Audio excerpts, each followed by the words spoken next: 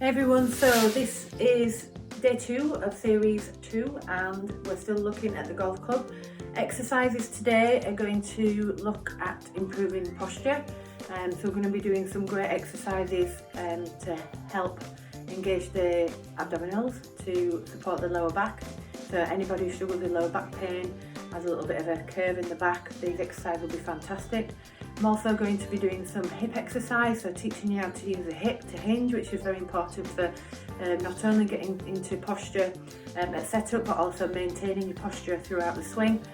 We'll be also looking at some more shoulder exercises, just to strengthen the shoulders and the back, as well as some more dynamic exercises just to improve on stability. Okay, so at the moment we're not out on the golf course, so just bear in mind that day will come when we are back out there, so make sure you keep working on your fitness, on your body, trying to make sure that you're ready to go out there and play the best golf you can do when we can. So the dead bug is a really important exercise for teaching you how to stabilise the lower back. Okay, so lying on the floor gives you really good feedback of the position of your pelvis, and it's really important that we have a neutral pelvis and a neutral spine and the right muscles are engaged to protect that lower back. So I know a lot of golfers struggle with lower back pain, and if you're one of them, then this exercise is going to be fantastic. Okay, so what you're going to do is you're going to grab your golf club, okay, and you're just going to pop it between the toe of one foot and into the hand of the opposite foot, okay, and you're going to kind of push into the toe while keeping a 90-degree angle, just to create a little bit of tension, okay? And then you're just going to bring the other leg up as well into a 90-degree angle, okay? So this position allows you to keep your back flatter, okay? So if it feels arched, the feeling you want is pulling the belly button and pulling it into the floor so it feels nice and flat. And then you're just going to relax your head down, okay? So eyes up towards the ceiling, push the club into the foot. And then as you keep your back nice and flat and keep pushing into the club, you're just going to extend and lower the opposite arm and leg. Keep the back flat, little pause, and come back up. So it's really important as you extend that back stays flat. You might get to this position, it wants to arch. We just need to develop the strength, okay? So the main priority is keeping the back flat. I'll show you again. Extend, keep pushing that club in. So you're creating loads of tension through here. Breathe out. One more, extend, loads of tension, and back up, okay? And you want to use your breath for that, so make sure that you're breathing out as you extend the leg and the arm. Keep the back really flat. It might be challenging to begin with, so start with 5 or 6 on each side, but you can build that up so you're doing between 8 and 10 on each side, but keep that back nice and flat. So next we're going to look at the single leg deadlift. So I've shown you many different variations of the single leg deadlift, and it's one of my favourite exercises because it's so good at teaching hip hinge, also stability, pelvic stability, single leg strength.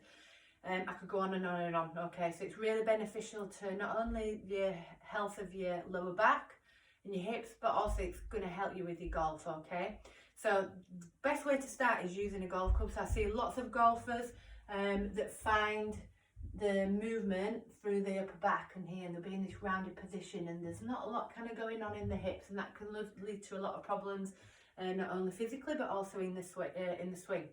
So what you're going to do is you're going to grab your golf club, okay, and this is just going to teach you the feeling of using the hips. Don't worry if you can't go so low to begin with, that will come as you get stronger, more stable and more balanced. Okay, so you're going to grab the club, you're just going to push the butt into the toes of your shoe, okay, of your foot. And then what you're going to do on one leg, you're going to load the other leg, and then you're just going to push the foot away with the club.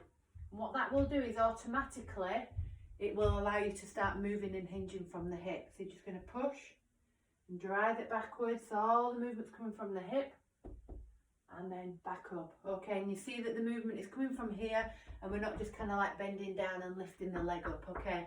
So again, I would try and do 6 to 8 on each leg. Work on your balance, work on your technique, and make sure all that movement is coming from the hip. Another great exercise for your shoulders, we're just going to do a Y raise, a shoulder raise, but in a hip hinge position, okay.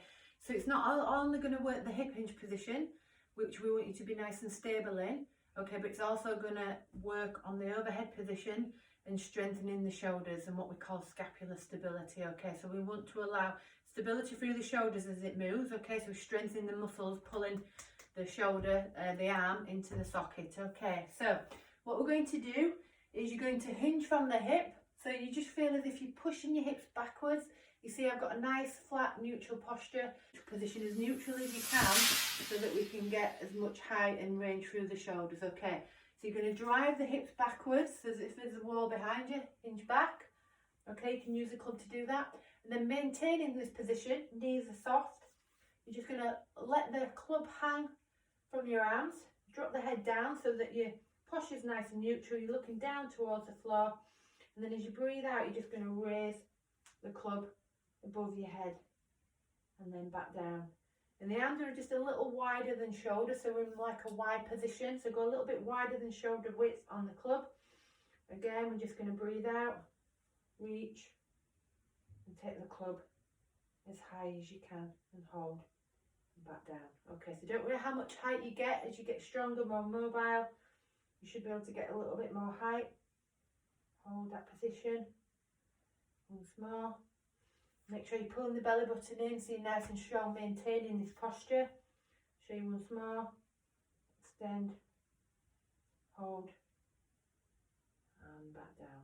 Okay, and again you want to aim for about 8 to 10 of them. Okay, and try and hold that position for a good 3 to 5 seconds. So the last exercise in today's series is just a little bit of a progression from yesterday's split squat with rotation. Okay, so it's just going to get a little bit more dynamic. We're just going to put an additional element in, which is just going to challenge you, your brain, and obviously the level of skill a little bit. So you may find that you're a little bit off balance with this one. Persevere, slow it down and just practice. Okay, so you're going to take your club. Okay, and what we're going to do is a little bit like yesterday when we did the split squat with rotation. You're just going to lunge down and split squat, which is kind of what we did yesterday. But then we're just going to push up and rotate and bring up the knee. Okay, so we're going into that squat, but then we're just going to push up, raise the opposite knee, and into like a chopping motion. Okay, I'm going to show you the other way. So you're going to lunge down, back up, lift, and raise. Back down. So there's a diagonal pattern, lift and raise. And you want to try and hold each position just for a couple of seconds, just so you're in control of it. Okay, and as you work through the exercise and you get more control, you can just speed that up a little bit. But like I say, it'll just start taxing the brain a little bit. Just involves a little bit more skill and a little bit more control, but it just makes you really aware of the body and the different moving parts, which is obviously going to help with the golf swing.